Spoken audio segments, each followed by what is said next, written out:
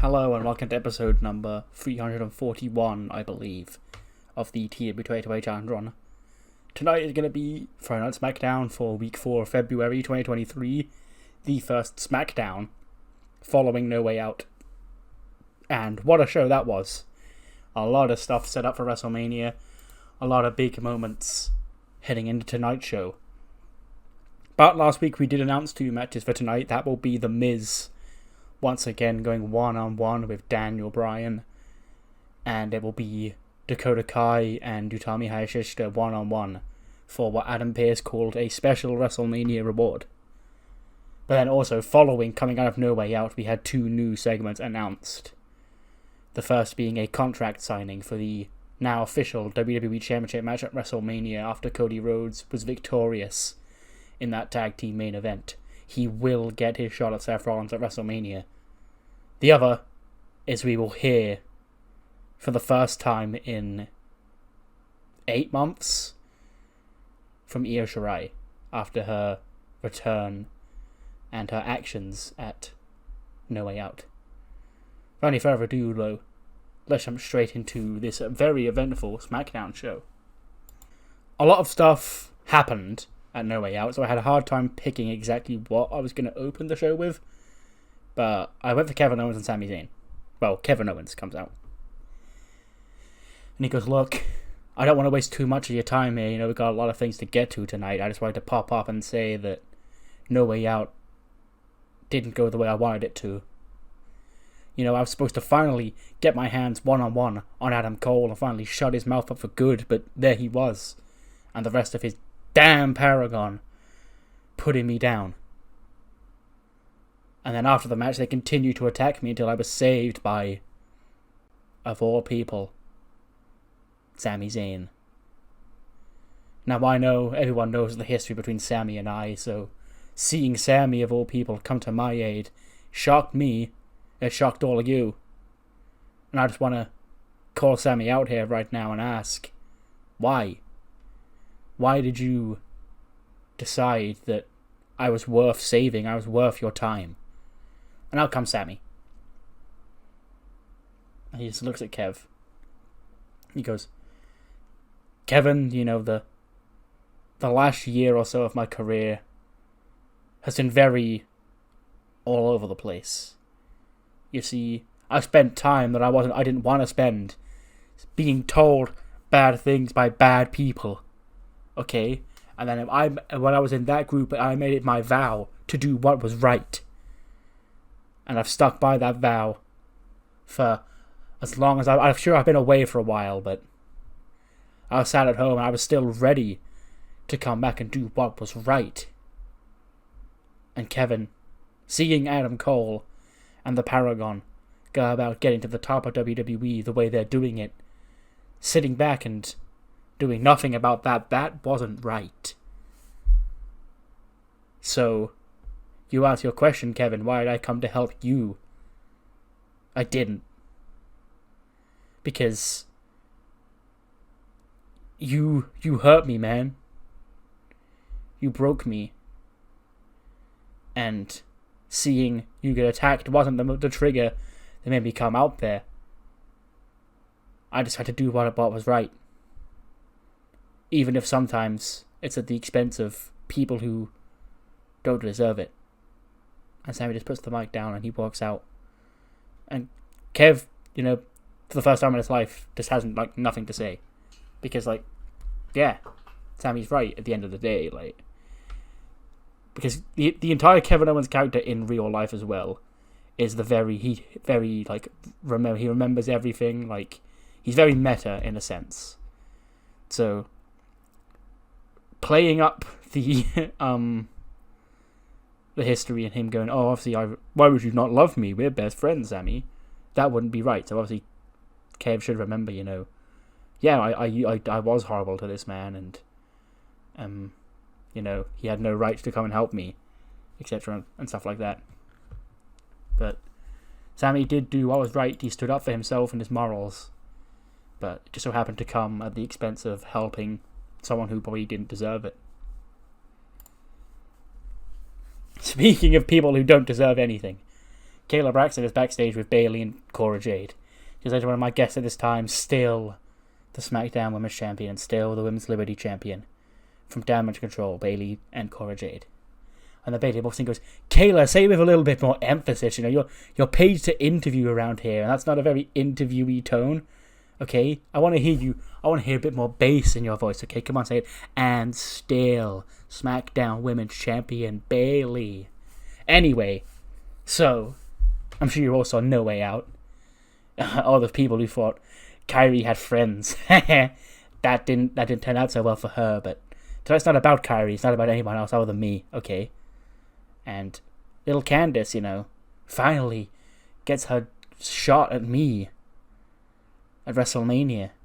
Isn't that adorable, you know? The same Candice LeRae that I propped up for so long. The same Candice LeRae that wouldn't even be relevant on SmackDown if it wasn't for me taking her as my friend last year, okay? But Candice, she doesn't seem to remember that, okay? Candice is just, she's trying to be the good girl, doing the good girl way. No, okay? That's not how this story ends. We saw what happened to Kyrie. We saw what happened to AJ. And that's going to be the same story for Candice. There's going to be no WrestleMania, or whatever you want to call it. Because at the end of the night, Kayla, hopefully with a bit more bass than you just did it right now, the announcer's going to say, and still, SmackDown Women's. And into frame walks Dakota Kai. She's like, completely just like, hair a mess, like she's barely slept, like, just looks beaten up, probably have a plaster on her face or something. Bayley goes, where the hell have you been? And she goes, what do you mean, where the heck have I been? Okay? You sent me at the chamber, you sent me to go and find her, and I told you it wasn't okay, Bayley, okay? Look, I'm glad to see you managed to retain your title. Yes, that's good, but I just need to have a rest. And then Cora and Bayley sort of just look at each other weird. And she's like, what? Cora goes, you have a match tonight, remember? Against Utami for some WrestleMania special reward. And Dakota decides, like, oh my, do I look like I'm ready to wrestle? Okay. This woman is driving me insane. And I will get her. I will get her, Bayley. I will get her. And she'll pay for treating me like this. Dakota just walks off. Bayley and Cora just look at each other weird, going, well, thank God this isn't happening to us, you know. Better her than me. Our first match of the night is a 90. It's the next match in the chapter of Daniel Bryan versus The Miz. And the match goes 14 minutes and 6 seconds. And The Miz cheats to pick up the win over Daniel Bryan. Handful of tights, it says, probably some Grayson Waller bullshit as well. But it is The Miz who picks up the win. 83 for The Miz, 95 for Daniel Bryan. And he celebrates the win. After the match, Grayson Waller runs into the ring and he attacks Daniel Bryan alongside The Miz. And then Cesaro comes storming out. He rushes out, probably with a chair or something, and he fights off. He probably fights off The Miz. Waller tries to take him down. Cesaro grabs his legs, and then he goes to start swinging Grayson Waller. But The Miz reaches into the ring and grabs his arms and pulls him to safety before we can get any swings, to a big chorus of boos. And then Cesaro checks on Bryan, and he's like, I'm good, you know. My ego is more bruised than anything because I got beat by the fucking Miz, but, you know. But Cesaro come to the aid of Daniel Bryan here tonight. We then cut to the parking lot, and Hit Row are there, and Kayla's like, well, not Hit Row, all of them, just Top Dollar, Ashanti, and B-Fab. And they're like chanting, champ, champ, champ, champ. And Kayla goes, I hear that we are awaiting the arrival of the new United States champion and his special celebrity guest here tonight. What are you guys, but how long's well going to be? And Tom was like, Kayla, you know, it's a great celebratory night, you know, getting in the mood, you know, the champ's coming. Champ, champ, champ, champ. And then Matt Riddle sort of walks in the frame and he goes, hey bros. He goes, Riddle, you're here for the champs, you know, welcoming.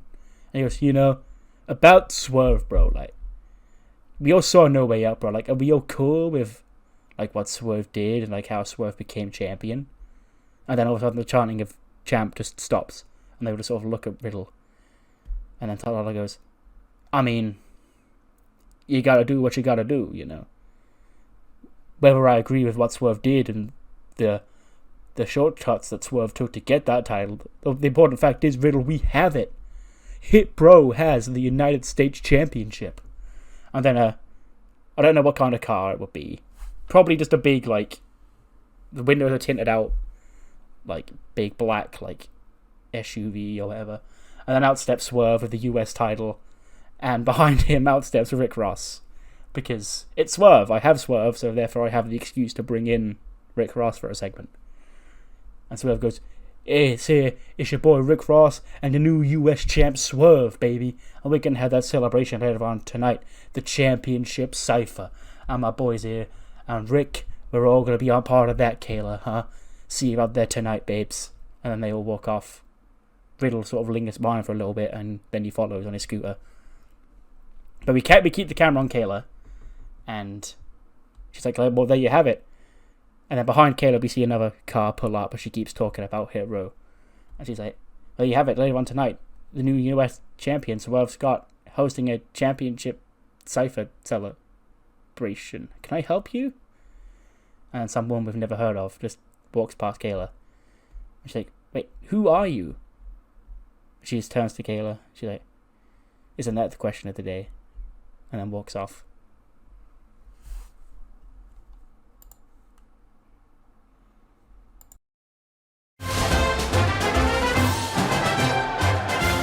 You then cut to Chase U, and they're watching Bret Hart matches, you know.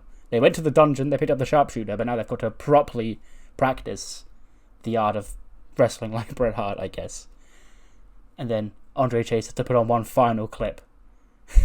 And it's the clip of Goldberg kicking Bret Hart in the head. And they were like, ooh, like, damn, that was a stiff kick, you know.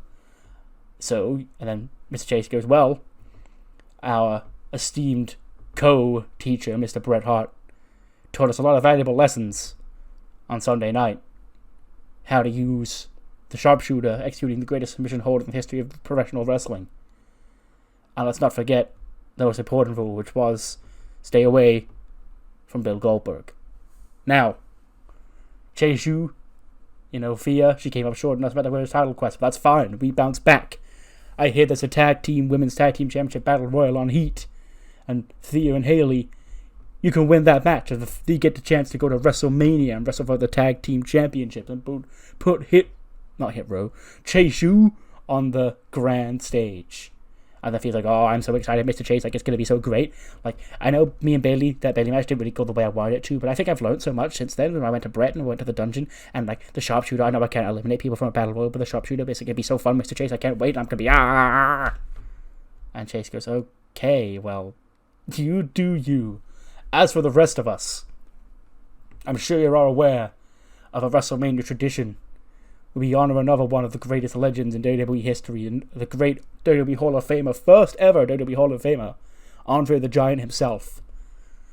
Where 30 men enter the ring, and the last man standing will be the winner of the Andre the Giant Memorial Trophy. Now, I can't think of a more fitting winner of an Andre Trophy than Andre. So, Chase U, we're getting one for the trophy cabinet at WrestleMania. Chase U, Chase U, Chase U. So yeah, a lot going on in that segment.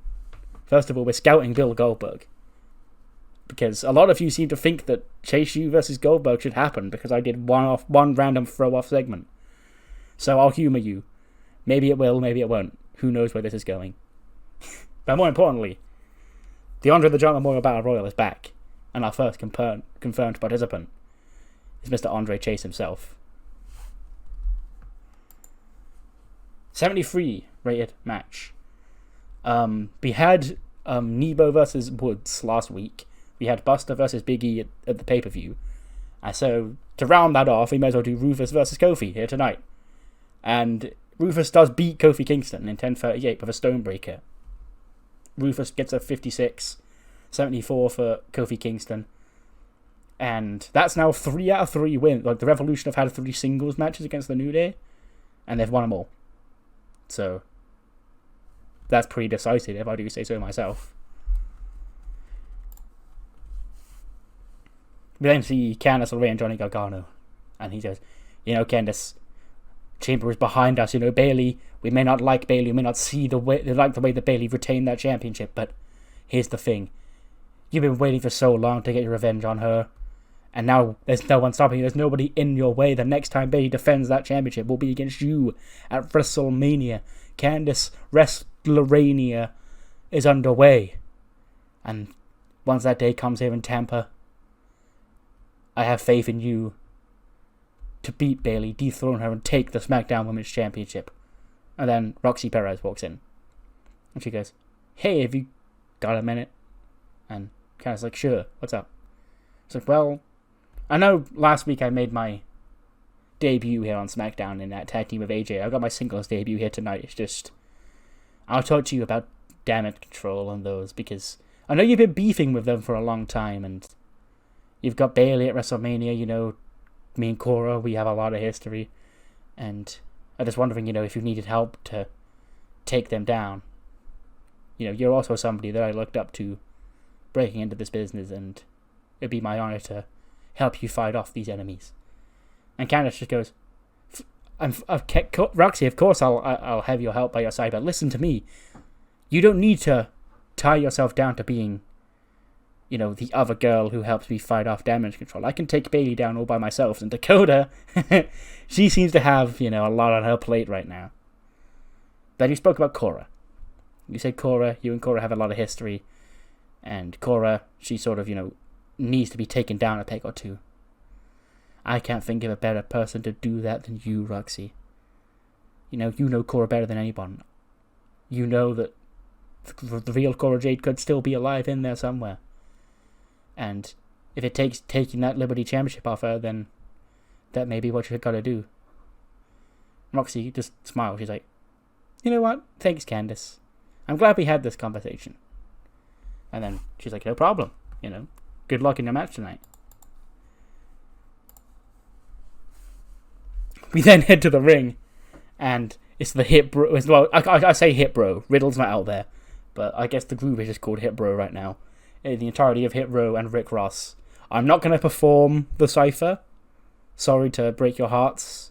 Feel free to moan and say I broke your heart and that you are never watching again because I didn't do a Hit Row Rick Ross cipher.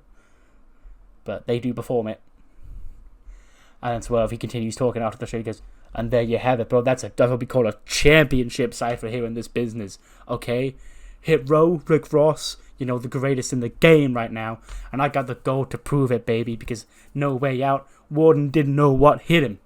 And Swerve Scott here, left the new United States champion." Out comes Matt Riddle. And he goes, "Bro, first of all, bro, I thought I'd wait till you guys were done, because, this isn't really my scene, I've got my bestest bro Snoop, he's into this rap scene, but he's not really with me here right today, so I thought I'd wait in the back. But now it's all done, bro. I need to say, first of all, bro, don't get me wrong, bro. I'm happy that you are the United States champion, bro. It's so great to see you finally get a hold of that title. But, bro, come on now." And Swerve goes, "Well, what do you mean, but? There should be no buts on the end of that sentence, Riddle. We're a Hit Bro. We stick together like glue." He goes, "Yeah, I know, bro, but just, I can't help but think that, bro, you don't deserve to be the United States champion right now." And then Rick Ross is there, he goes, "Accusations! False accusations!" He goes, "No, bro, don't, listen, bro, first of all, I know Swerve's one of the greatest wrestlers on this roster, bro, so he could be the United States champion fair and square, but, Brock Lesnar came out and attacked Warden, bro, and, that wasn't a fair fight, bro. That's not cool with me, bro." And so I just turns around to Top Dollar, Shanky, and Beefheart, do you all agree with this guy? And then Top Dollar gets to speak, well...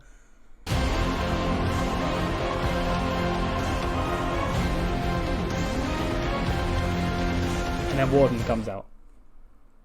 He storms down to the ring, and he gets into the face of Swerve. And Rick Ross is like, "Who's this big motherfucker?" He goes, that would be the former United States champion. I say former United States champion. This is the first time he's ever been on SmackDown and not being the United States champion, because I beat him for it. And then Wardlow snatches the mic off Swerve, and he goes, if you're such a big and bad champion, then you'll give me my rematch next week.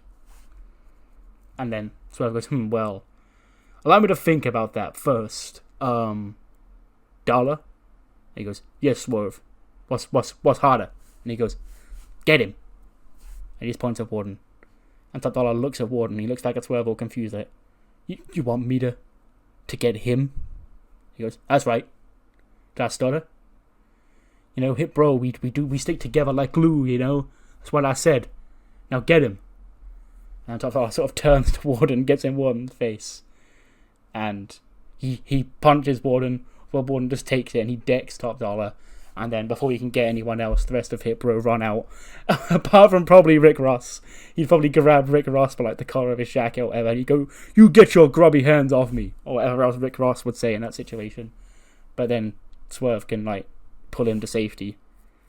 But then Top Dollar's still down the ring and he takes a big powerbomb as the rest of Hit Bro sort of back up the ramp.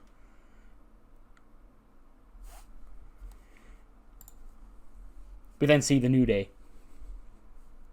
looking down, disheveled, not like the New Day normally do. And Kofi just hooks his head in his hands and he goes, I don't know, man. I don't know what we're doing. And Woods goes, you know, it's normally your boys, the New Day, are here to bring positivity, but these Revolution guys, they've had us beat every single turn we take. Maybe it's time for the New Day to reassess things around here. And they would just sit in silence for a couple of seconds before Big E stands up and he goes, boys! Well, look at yourselves! Would you look at yourselves? Huh? Look at who we got here! We got Kofi Mania, Kofi Kingston, former World Heavyweight WWE Champion, former 10-time Tag Team Champion, one of the greatest WWE superstars, a future 2-time WWE Hall of Famer. You got your boy Xavier Woods. Nobody on this roster is more disrespected than you, former Intercontinental Champion, multi-time Tag Team Champion. And you got me, we got Big E, Royal Rumble winner, World Heavyweight Champion. Alone, we may have been tripping up at the hurdles against Buster Gates and Nebo Barnes and Rufus Hamilton. That's alone.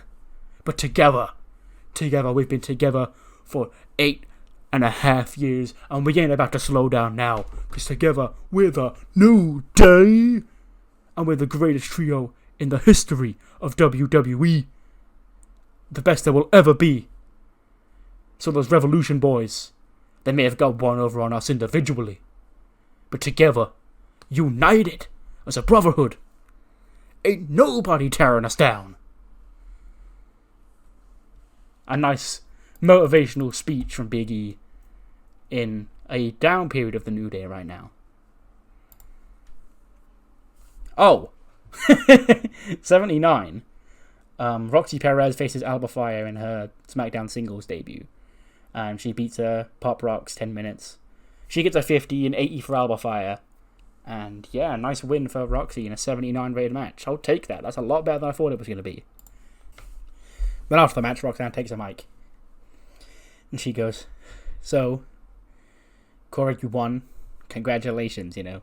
You finally got the dream match that you'd wanted since you broke into this business, but at what cost? You know, do you even understand what was handed to you, you know? You got to wrestle your hero. You get to wrestle AJ Lee. The reason that you are here today. And you disrespected her all every step of the way. You're not the real Cora. You're not the Cora Jade that I know. The Cora Jade that we broke into this business together. Broke into NXT together. We were going to do this together. Now I don't even know who you are. Because you couldn't let go. You had to get yourself to the top by any means necessary. And that meant becoming everything that you hated. But I know something, Cora. I can see you. I can see this. I can see damage control. You're having a rough period right now. And you're starting to wonder whether or not you made the right choice. But it's fine because you've got that Liberty Championship. And if I've got to take that from you, to shut you up and make you see the error of your ways, then so be it. We then got backstage. LA Knight's there. I'm actually like sitting in like a makeup chair or something, and then he just stops. He goes, up. Let me talk to you. And he stands up and he starts walking through backstage, cutting a promo. And he goes, ladies and gentlemen, the biggest event of the year, WrestleMania, the grandest stage of them all. Certain megastars will be all over that show, but they don't come any harder, any more mega than LA Knight. And now let me tell you, as it stands right now, my part to WrestleMania, it ain't looking so clear. Okay? LA Knight's game is not taking him to the main event of WrestleMania this year. Nah! But don't you worry. Because you can't keep a megastar like me off the grandest stage of them all. And LA Knight's name will be up in lights at WrestleMania.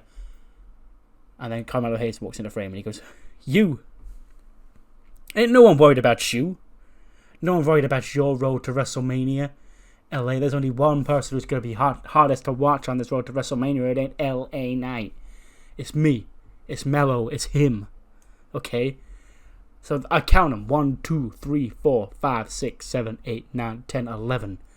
11 former world champions that I've defeated since I won this Money in the Bank briefcase, since I've been here in WWE. And I'm the one who's going to be on WrestleMania because I'm the hottest rising star here. And I'd love to beat you and add your name to this list, LA Knight, but unfortunately you're not a former world heavyweight champion, and the rate you'll go and you never will be. But you know who will be? You know who's destined to be a world heavyweight champion? He holds up the Money in the Bank briefcase. He goes, me. Because that's a lot of words, kid. Huh? Why don't you back up in that ring tonight when you go one-on-one with LA Knight? Yeah! So yeah, Carmelo Hayes versus LA Knight. One-on-one later on tonight. Hashtag bars. We then see Pat McAfee sat backstage in like an interview room. And he goes, ladies and gentlemen, WWE Universe, Pat McAfee here, you know. You met the man on the scene, the man on your screen. You know, Kayla, she's done a wonderful job tonight. She's been worn quite thin, though. And Kayla, she's got the easy questions to ask for the WWE roster. I'm here, unbiased journalist with the hard questions to ask, whether you want to answer them or not. Which brings me to my guest at this time. And to ensure that nothing that my guest here says gets lost in translation, she's brought a translator along to explain exactly what's going on in the mind of my guest. The camera pans across and it is the mysterious woman that we saw earlier on. And she just starts speaking. And she's like, Mr. McAfee, you consider yourself a pro wrestling fan, right? Because it's funny, because like it's really funny to me just how many people seem surprised with what the woman to my right, the genius of the sky, did to Kairi Sane at No Way Out. As a women's wrestling fan growing up, I was, well, let's say, less than enamored with what WWE were offering at the time. And that's no disrespect to the women who busted their ass to make the 2 minutes of TV time that they got worth it. You know, there's some hard-working women in that division. But that took me global. My love for this sport went worldwide, and that's when I was introduced to the fine art style of Joshi Pro Wrestling. At that particular time, there were 3 women, dubbed by many who are in the know and some who, quite frankly, are not, as 3 of the best wrestlers in the world. No, notice I didn't say women's wrestlers in the world. This evolved past gender. These were 3 of the best, period. Those 3 women, the woman to my right, the genius of the sky. The woman that you now know as Kairi Sane, and another woman by the name of Mayu Iwatani. Wow, this powerful freedom. All had their own strengths. There was one true ace of the group.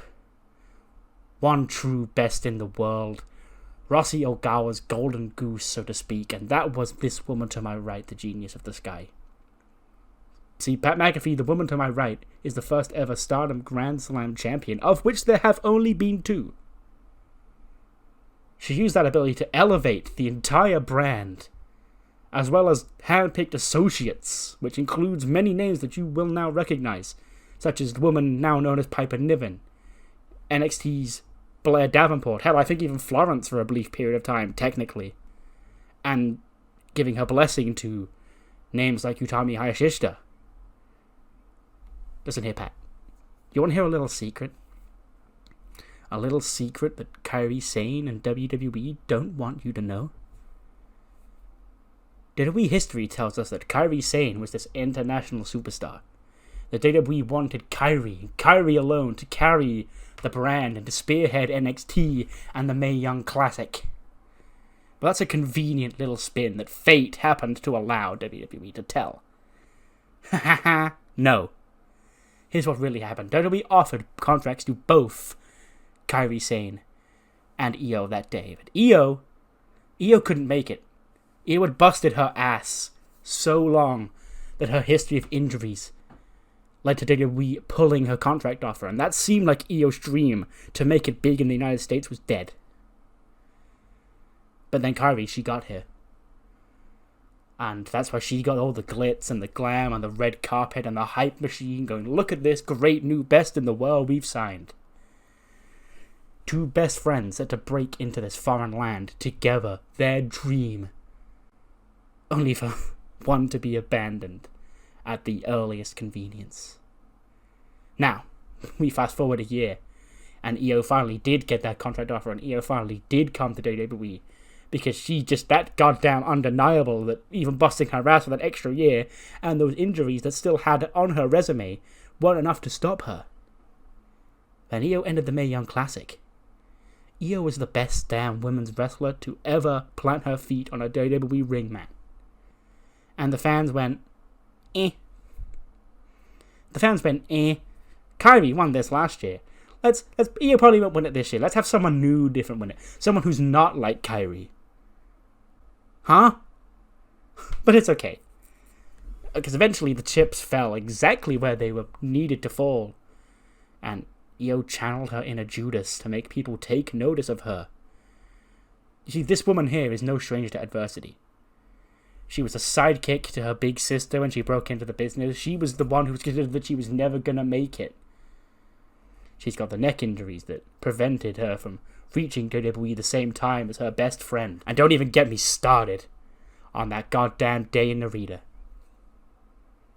The fact is, the Genius of the Sky earned her right to be called Rossy Ogawa's Golden Goose by being undeniable when she stepped into the ring. While Kairi became Paul Levesque's Golden Goose by being the second best option. And then fast forward to now. The Genius of the Sky, she suffers a concussion. We don't know when or even if she will make a return to the ring. But Kairi Sane didn't look back. This was Kairi Sane's dream scenario, okay? Not one phone call, not one text.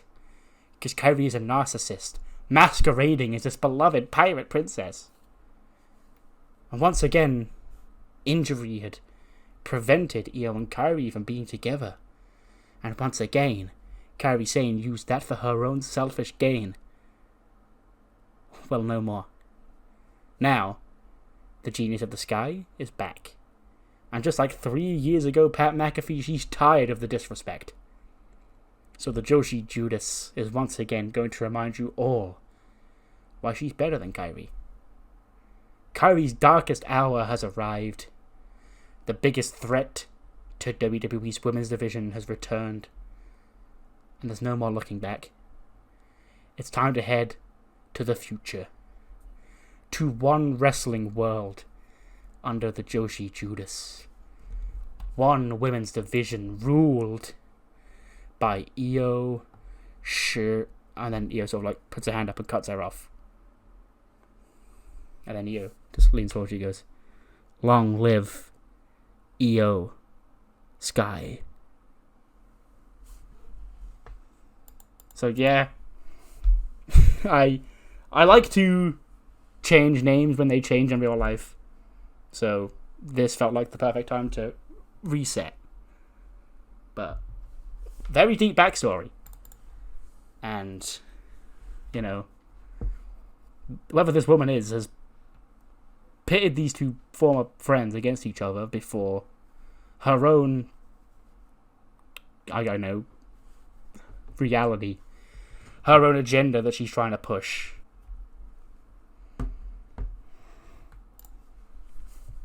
We then head back to the ring. Cameron Grimes is in the ring. And he goes, "Ladies and gentlemen, it's me, Cameron Grimes. And ladies and gentlemen, WrestleMania is on the horizon. And once again, there ain't no room for me, Cameron Grimes. Well, let me tell you something. I ain't having any of that. Nuh-uh. So tonight, I'm issuing an open challenge to anyone on SmackDown who thinks they can take it to me, Cameron Grimes, in singles match. Out comes Solo Sikoa and Jacob Fatu. Jacob still has his bloodline picture. Ignore that. But, yeah, Solo and Jacob Fatu storm to the ring. And it is Jacob Fatu who's going to take on Cameron Grimes here tonight and destroy him in 4 minutes with a Samoan drop. Back to winning ways is our Jacob. He has a 71 and a 70 for Grimes. And after beating up his cousins at No Way Out, it appears that Jacob Fatu and his other cousin, Solo Sikoa, have united. Seth Rollins' plan to tear the bloodline apart appears to have worked. Then head backstage, DKE are there, and then Fallon walks in all smiley, and she goes, "So?" And Morgan's like, "What?" She's like, "It's been a week." She goes, "A week since what?" She's like, "Last SmackDown?" Like, and Fallon's like, "Yeah, huh?" It's like, "Oh, right, you mean the..." Yeah, you see, the thing is, Fallon, we can't this week either, because, you know, we got that whole Battle Royal on Heat. You know, you haven't got a tag team partner, so, like, you're not worried about it, but, you know, me and Hammy, we really want to win it. So that's kind of been our main focus right now. So maybe next week, Otis and Brooks we'll talk about it then. And then Tony and Ruby Riott walk into frame, and they're like, "Well, you may as well go on this stupid little date that those two losers want to take you on, because you're not winning this Battle Royal. We are, you know? It's bullcrap that we're even in this Battle Royal to begin with, because we should just be handed the next opportunity because we were robbed of our match at No Way Out. But we'll happily beat you two tonight and prove that we are the best tag team in this division." And, well, Hammy's like, "You're on!" So yeah, there's a tag match to build to that Heat Battle Royal. Rebellion DKE later on tonight. We then see Kayla trying to get a word with Jacob Fatu and Solo Sikoa. She's like, Jacob, you know, any words on what happened at No Way Out, what you did to the Usos?" And he just turns to Kayla and he goes, "Tonight, I won. The last 5 times, I lost. There's your answer." And they both just walk off. Kayla's like, "Well, okay then." 89 rated match. Utami and Dakota Kai. And yeah, I have this set as a clean win, because I don't know how to portray the actual finish in the game, because it is technically clean, because like she doesn't cheat or anything. But, you know, it's clear Dakota Kai is, you know, damaged physically and emotionally after Elimination Chamber, and her head's not obviously not in the game. And then Utami picks up the win in 30 minutes and 50 seconds in an 89 rated match, an 82 for Utami and 83 for Dakota. And then, yeah, Utami, she wins, she celebrates, and then Adam Pearce just walks out onto the ramp applauding. And then, like, as Utami reaches the ramp, he just, like, orders her to come with him, because there is a special WrestleMania, I guess, whatever I called it. But Utami's won it, but we don't know what it is. I guess that's now what Pearce is now going to explain to her. But something, Pearce is cooking something up for Utami at WrestleMania. We don't know what it is. We then cut backstage to Hit Bro, and Top Dollar's finally got, he goes, "Swerve, man, you know, what the hell was that?" And he goes, "What? You know, I thought you were the big man around here, Top Dollar, you know? I thought you were the man. I thought you could take that big guy down. I could. I mean, I took him down at No Way Out." And Top goes, you didn't take him down, no way. Brock Lesnar did. And Swerve goes, well, is Brock Lesnar the United States champion right now, Dollar? I don't think he is. I am. Okay. And then Kayla goes, well, I've been busy tonight, but, Swerve, what happened out there? What's your response to Warden challenging you to a rematch for the United States Championship? And he goes, Warden can wish for a whole lot. And Rick Ross goes, my man Swerve, he ain't accepting that role challenge from that bum. And Riddle goes, well, he accepts, bro. And Swerve goes, huh? I decided I didn't. He goes, well, sorry, bro. I already spoke to Pierce, bro, and I told him that you accepted this match, He goes, well, why would you do that? Why would you think I want a match with Warden? And Riddle just shrugs his shoulders. He goes, why would you think I wanted a match with Warden 2 weeks ago, bro? Then he scoots off. And Swerve goes, oh, you motherfucker. But yes, there will be a United States Championship rematch next week. Swerve against Warden. Speaking of champion, this segment was ass. Just a quick vignette from Bronson Reed and Ricochet talking about the tag titles. Because, obviously the drama surrounding the Usos is what people are talking about from No Way Out. But they did fail to beat the Cyclone on that show. Pretty clean. I don't think the Jacob Fatu shit happened until after the match. But now who's next? Who's next for the SmackDown Tag Team Championship heading into WrestleMania? Is what they're asking. And hopefully we'll get our answer soon. Speaking of Tag Team Championships, Rebellion and DKE have a match. Morgan got the highest here. What the fuck? But yeah, it is Rebellion who win Toni Storm and Ruby Riott. Ruby pins Hams with the Riot Kick in 8:21. 76 for Tony, 73 for Ruby, 59 for Hams, and 80 for Morgan. And yeah, will they be the winners of next week's on Heat, the Tag Team Battle Royal?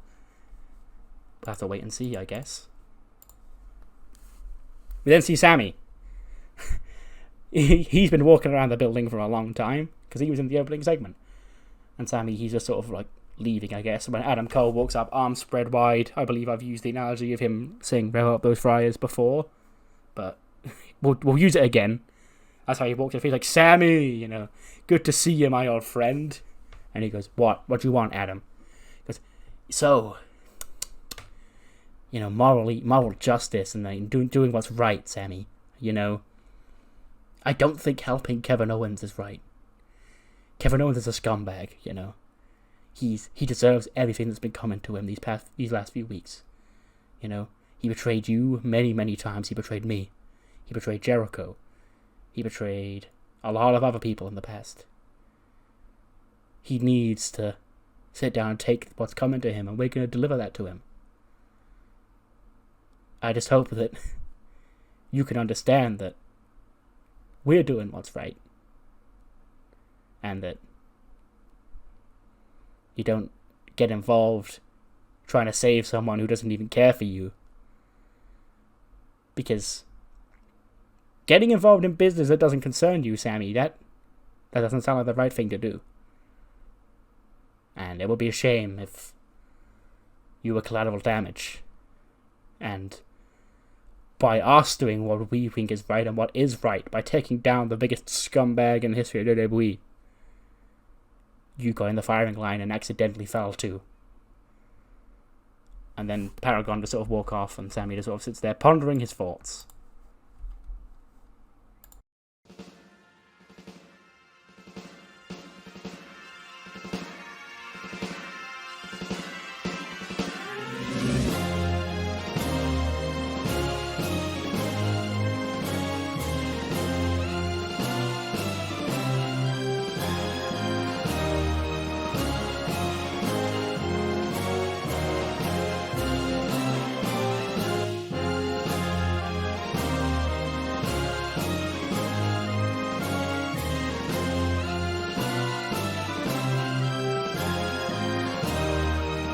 Next week, though, we have SmackDown, as we probably could have guessed. But we have a fairly big show. We have just announced a tag team match. Daniel Bryan and Cesaro will team up to face The Miz and Grayson Waller in tag team action. Follow this feud's been brewing since the Royal Rumble, and we're finally going to get the 2v2 next week. And also next week, we are going to get a United States Championship match accepted by Matt Riddle on behalf of the new champion Swerve Scott. He'll face off with Warden once again for the United States Championship on next week's episode of SmackDown. And earlier on tonight, we heard from her following her shocking betrayal at No Way Out. Next week, for the first time since June, Io Shirai will be live in the ring on SmackDown. And that's not all for the women, because we will have for the first time face-to-face Royal Rumble winner Candice LeRae and her WrestleMania opponent, the SmackDown Women's Champion Bayley, ahead of their clash in 5 weeks' time. But speaking of that clash, that is now officially set for the grandest stage of them all. I believe maybe the main event of Night 1, as weird as it sounds to say. Candice LeRae challenges Bayley for the SmackDown Women's Championship. But of course, that is not the only World Championship match now locked in for WrestleMania, because Seth freaking Rollins will officially defend the WWE Championship against the Men's Royal Rumble winner, the American Nightmare himself, Cody Rhodes. And that's all going to go down in 5 weeks. But later on tonight, we do have the contract signing to make that WWE Championship match official. But before then, we get the main event, I guess, of the in-ring performance. I should have put Dakota and Utami in the main event. I had that there first, but then changed it.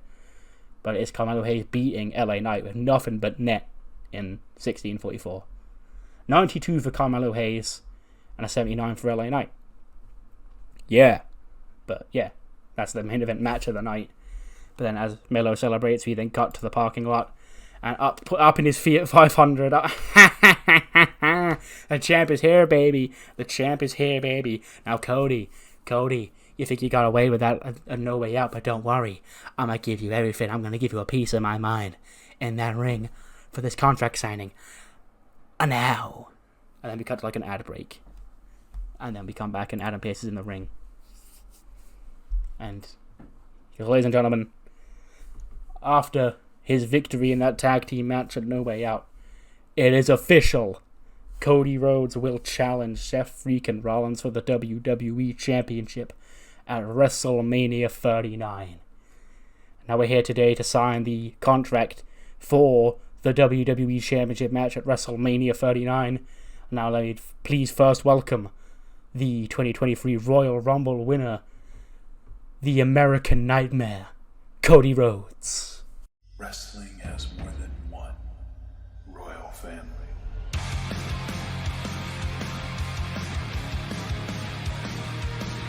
Out comes Cody. He shakes Pierce's hands and he takes a seat at the table. He goes, and ladies and gentlemen, please welcome the WWE Champion himself, Seth freaking Rollins.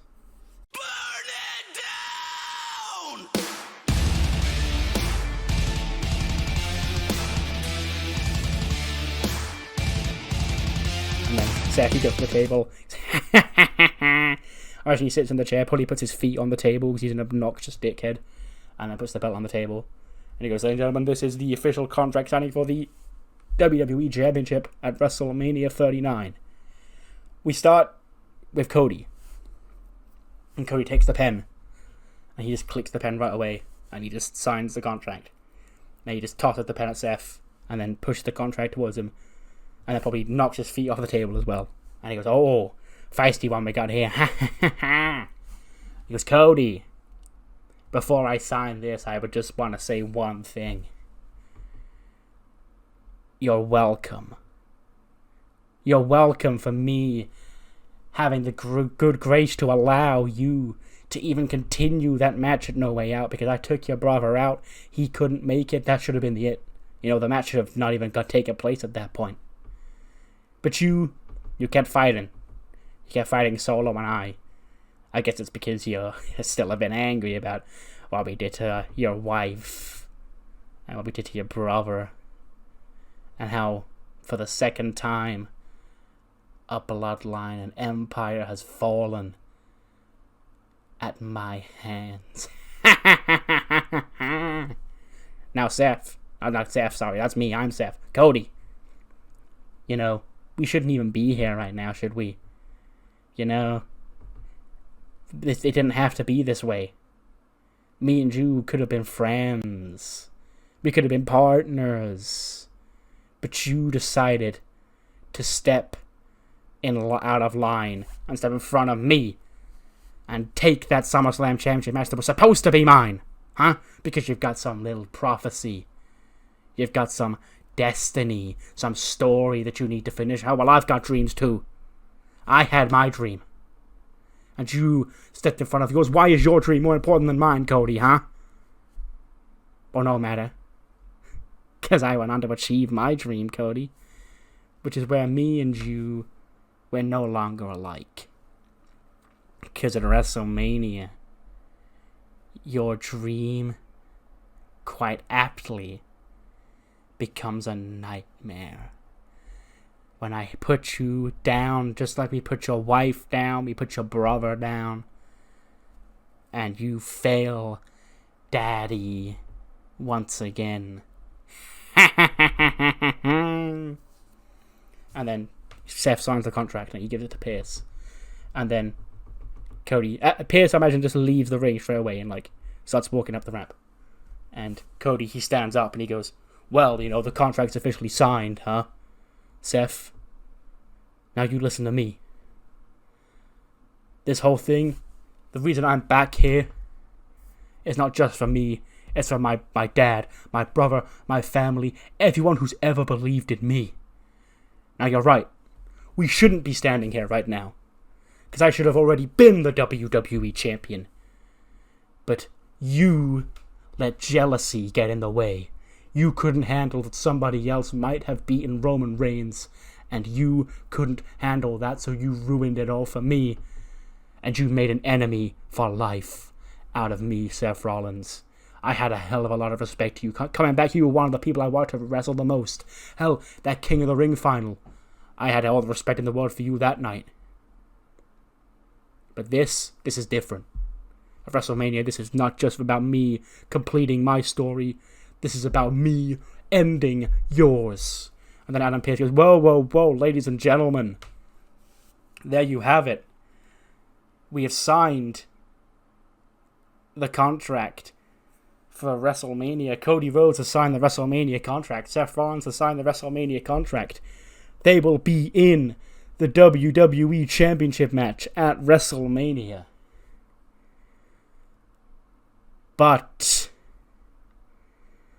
and he turns the page over. And he goes, this contract is for a WWE Championship match at WrestleMania, but it is not fully signed. This match for the WWE Championship at WrestleMania will be a triple threat match.